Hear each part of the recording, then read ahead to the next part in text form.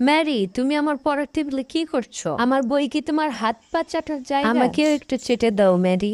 আমি কি কথা বললাম, তুমি রাগ করে চলেই গেলাম।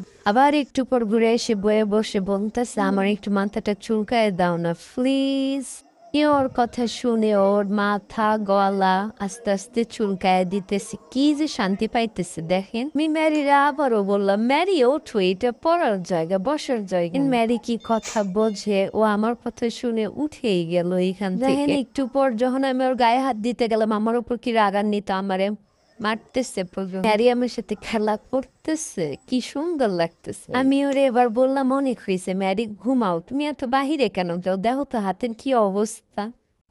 আমি ওরে আদর করে একটু মারতেছি, একটু পরেই দেখেন কি সুন্দর নিষ্পাপের মতো ভয়ে ঘুমায়ে গেল।